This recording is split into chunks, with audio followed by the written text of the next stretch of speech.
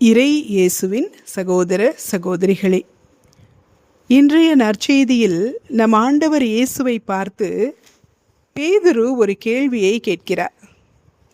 எங்களுக்கு என்ன கிடைக்கும்? இந்த கேள்வி நாம் எல்லோரும் ஆண்டவரிடம் அன்றாடம் கேட்கும் ஒரு கேள்விதான். ஆண்டவரே, சொற்படி நாங்கள் நடக்கிறோம், நேர்மையாக வாழ்கிறோம், உமது படிப்பினைகளை பின்பற்றுகிறோம், எங்களுக்கு என்ன கிடைக்கும்? ஆண்டவர் இயேசுவின் பின்னால் வந்ததற்கு எங்களுக்கு என்ன கைமாறு கிடைக்கும் என்ற எதிர்பார்ப்பு நம் எல்லோருக்கும் இருக்கிறது. பொதுவாக நாம் எதிர்பார்ப்பது இவ்வுலகிலேயே கிடைக்கக்கூடிய ஒரு பரிசு. பட்டம், பதவி, மதிப்பு, மரியாதை, சொத்து, சுகம், சௌகரியம், இப்படிப்பட்டவற்றை ஆண்டவர் நமக்கு கைமாறாக தருவாரா என்று எதிர்பார்க்கிறோம்.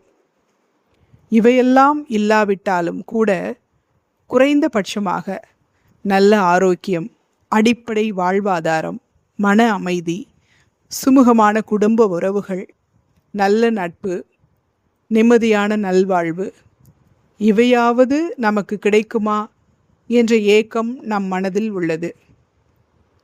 பேதுரு என்ன எதிர்பார்த்து ஆண்டவரிடம் இந்த கேள்வியை எழுப்பியிருப்பார், எங்களுக்கு என்ன கிடைக்கும் என்று? ஆண்டவரின் பதிலோ வெள்ளிடை மலை போல பளிச்சென்று தெளிவாக இருக்கிறது. என் பொருட்டு நீங்கள் எதையெல்லாம் இழந்தீர்களோ அதையெல்லாம் 100 மடங்காக பெற்றுக்கொள்வீர்கள். என் பொருட்டு சொத்துக்களை விட்டுவிட வேண்டியிருந்ததா? உறவுகளை விட்டுவிட வேண்டியிருந்ததா? எல்லாமே 100 மடங்காக திரும்ப கிடைக்கும். அதோடு கூட நிலை வாழ்வையும் உரிமை பேராக அடைவீர்கள். ஆண்டவரின் இந்த பதில் பேதுருவுக்கு மட்டுமல்ல, நம் ஒவ்வொருவருக்கும் தான்.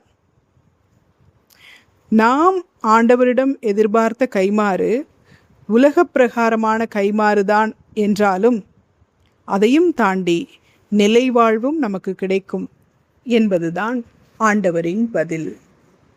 இன்றைய இறை வார்த்தைக்காக இயேசுவுக்கு நன்றி.